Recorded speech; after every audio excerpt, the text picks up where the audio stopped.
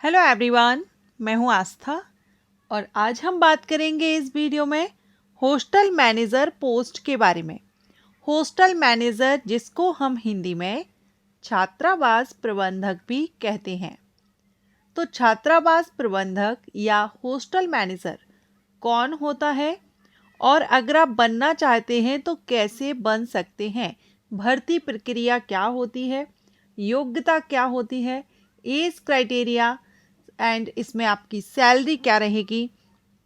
और इसके साथ ही हम बात करेंगे हॉस्टल मैनेजर की रिस्पॉन्सिबिलिटीज़ या ड्यूटीज़ के बारे में, वर्क के बारे में। क्योंकि आपने देखा होगा हॉस्टल मैनेजर ये पोस्ट आप हो सकता है बहुत से कैंडिडेट पहली बार ये नाम सुन रहे हो हॉस्टल मैनेजर का, क्योंकि होटल मैनेजर की वैकेंसीज आती हैं, बैंक मैनेजर की वैकेंसी आती है, लेकिन हॉस्टल मैनेजर की वैकेंसी आपने कम ही देखी होंगी और बहुत से कैंडिडेट फर्स्ट टाइम ये सुन रहे होंगे। मैं ये नहीं कहती कि ये आप नहीं जानते, हो सकता है आप जानते हो, इस पद के बारे में आपने सुना हो, लेकिन वैकेंसी कभी कभी देखने को मिलती है। मोस्टली आपने देखा होगा हॉस्टल वार्डन की वैकेंसी आती है, लेकिन ये जो पोस्ट है ये हॉस्टल मैनेजर की, और ये पोस्ट भी जहाँ भी हॉस्टल होते हैं उन सभी के मैनेजमेंट के लिए एक मैनेजर की ज़रूरत होती है। तो जहाँ भी हॉस्टल होंगे वहाँ पर एक मैनेजर की पोस्ट जरूर होगी। सो हॉस्टल मैनेजर कौन होता है, कैसे बनते हैं, जो प्रोफाइल आपको इस वीडियो में देने वाली हूँ। तो पहले तो हम इसकी रिस्पॉन्सिबिलिटीज देखेंगे, वर्क देखेंगे, इनका कार्य क्या होता है। तो हॉस्टल मैनेजर जिसको हम छात्रावास प्रबंधक कहते हैं, ये एक प्रबंधन का पोस्ट है, मैनेजर का पोस्ट है। और आप सभी जानते हैं मैनेजर का जो काम होता है ये मैनेजमेंट करना होता है। तो आप जिस हॉस्टल में आप पोस्टेड हैं उस हॉस्टल की रिस्पॉन्सिबिलिटी, उस हॉस्टल के मैनेजमेंट की रिस्पॉन्सिबिलिटी हॉस्टल मैनेजर की होती है। हॉस्टल मैनेजर हॉस्टल में जिस हॉस्टल में भी पोस्टेड है ना, उस हॉस्टल की, देखिए एक तो हॉस्टल वार्डन मैंने आपको बताया, तो वार्डन और मैनेजर दोनों की रिस्पॉन्सिबिलिटीज में अंतर होता है। वार्डन की पोस्ट हॉस्टल मैनेजर की पोस्ट से छोटी होती है। जो मैनेजर होते हैं वो ऊंचा पद होता है वार्डन से, ठीक है। सो हॉस्टल वार्डन से ऊंचा पोस्ट हॉस्टल मैनेजर का होता है। तो इनकी रिस्पॉन्सिबिलिटी वार्डन की कंपैरिजन में ज़्यादा होती है।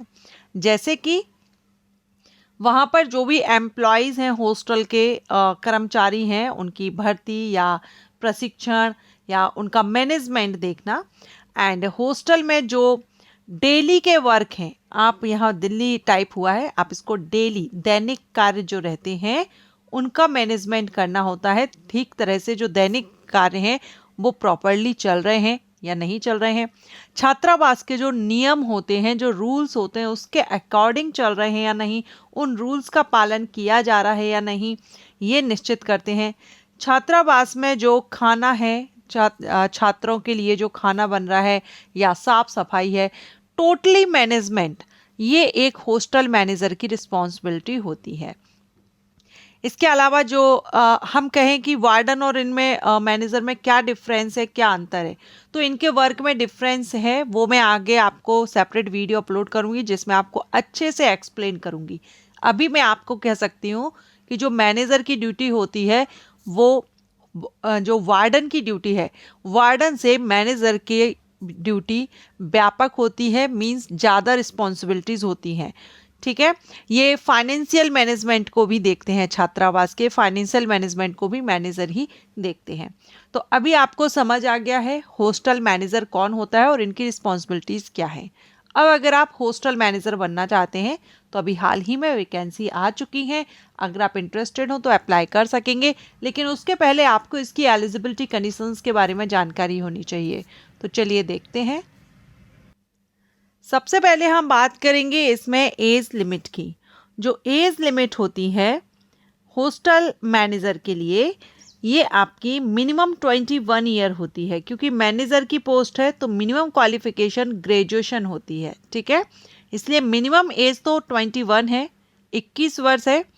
बाकी अपर एज लिमिट आपकी कैटेगरी पर डिपेंड करेगा। अगर आप एक अनरिजर्व कैटेगरी से बिलोंग करते हैं तो आपको 37 वर्ष होगी। अनारक्षित महिला कैंडिडेट को 40 है, मेल के लिए 37 है, फीमेल के लिए 40 ईयर। पिछड़ा वर्ग, अत्यंत पिछड़ा वर्ग के जो मेल कैंडिडेट हैं, मेल एंड फीमेल दोनों के लिए 40 year. SC ST male female candidate के लिए 42 ईयर। ये आपकी कैटेगरी के अकॉर्डिंग एज लिमिट है। अब ये जो वैकेंसी आती है, आप यहाँ पर देख सकते हैं, मैंने आपको बताया अभी नोटिफिकेशन रिलीज हुआ है, तो आपकी ये जो वैकेंसी या जो एज है ये आपकी 1 अगस्त 2025 से काउंट की जाएगी। ठीक है, जब भी वैकेंसीज आएंगी 1 अगस्त ऑफ द ईयर आपकी एज काउंट की जाएगी।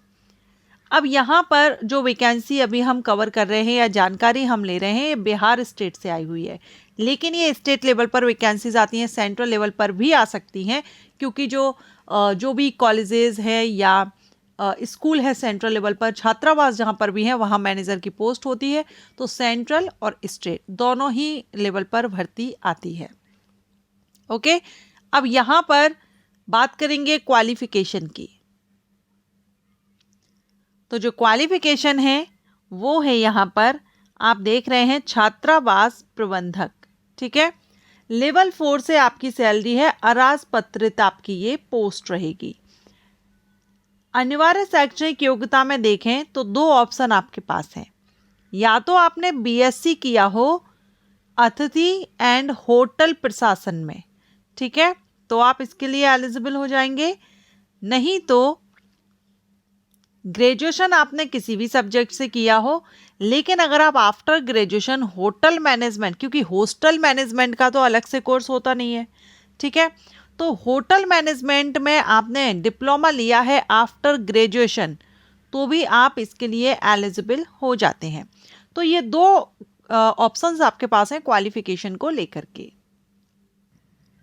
सिलेक्शन प्रोसीजर की बात करें तो इसमें आपका रिटन एग्जामिनेशन होगा, जो कि कंप्यूटर बेस्ड टेस्ट होगा। कंप्यूटर पर आपको एग्जाम देना होगा 200 मार्क्स का, 200 मार्क्स का आपका रिटन एग्जामिनेशन लिया जाता है। अब इसमें आपका प्रतियोगिता परीक्षा के प्रश्न पत्र टोटल 100 होते हैं, 100 प्रश्न पूछे जाते हैं, 200 मार्क्स के होते हैं। इसका मतलब है कि हर एक प्रश्न आपका 2 नंबर का रहेगा और सारे ही क्वेश्चंस MCQs टाइप होंगे। MCQs टाइप मीन्स एक क्वेश्चन के आपको 4 ऑप्शन रहेंगे, जो सही है वो आपको टिक करना होगा। एग्जाम ड्यूरेशन 2 घंटे रहता है, 2 घंटे की आपकी ये परीक्षा होती है। ग्रेजुएशन लेवल पर आपका ये एग्जाम का सिलेबस आपका रहता है। अब इसमें general knowledge, general science, current affair से 25 प्रश्न, सबसे ज़्यादा प्रश्न पूछे जाएंगे आपके होटल मैनेजमेंट से 37, ठीक है। उसके बाद general awareness, general science and current affair से रहेंगे। And then reasoning, application of ICT in hostel management, general Hindi, general English, administrative aptitude, ये आपके सब्जेक्ट्स हैं जो आपको कवर करने हैं। क्वेश्चन पेपर आपका हिंदी और इंग्लिश दोनों ही भाषा में अवेलेबल रहेगा। आपका जो भी मीडियम है उसमें आप एग्जाम दे सकते हैं। अब ये जो रिटन एग्जामिनेशन है इसमें आपका नेगेटिव मार्किंग भी रहती है, 0.50 मार्क माइनस किया जाएगा अगर आप गलत आंसर देते हैं। तो आप ध्यान रखिएगा, अगर आप गलत आंसर देते हैं तो आपने जो सही किया है उसमें से आपका मार्क माइनस होता है। तो करेक्ट यानी आपको आंसर पता है तो ही आप टिक कीजिए, अदरवाइज आपके जो करेक्ट आंसर है वो भी आपके माइनस में चले जाते हैं। अब अभी जो वैकेंसी रिलीज हुई है उसमें टोटल नंबर ऑफ वैकेंसी की बात करें तो 91 पदों के लिए भर्ती विज्ञापन जारी किया गया है, जिसमें से 31 जो पद हैं ये महिला कैंडिडेट के लिए रखे गए हैं। एप्लीकेशन आपके 10 अक्टूबर से स्टार्ट हो जाएंगे, लास्ट डेट 10 नवंबर 2025 रहेगी। 10 नवंबर तक आप इसमें अप्लाई कर सकते हैं। अच्छी अपॉर्चुनिटी है, जो भी कैंडिडेट इंटरेस्टेड हो अप्लाई करना चाहें अप्लाई कर सकते हैं। एंड हॉस्टल मैनेजर कौन होता है, कैसे बनते हैं, वर्क क्या होता है, सारी इंफॉर्मेशन आपको इस वीडियो में दी है। कोशिश की है आपको अच्छे से समझ आ जाए। और अगर आप चाहते हैं कि हॉस्टल वार्डन और मैनेजर में क्या डिफरेंस है, इस पर वीडियो लाऊं जल्द से जल्द, तो आप मुझे कमेंट करके बताइएगा। एंड ये वीडियो आपके लिए यूजफुल रहा हो तो वीडियो को लाइक कीजिएगा। Thank you.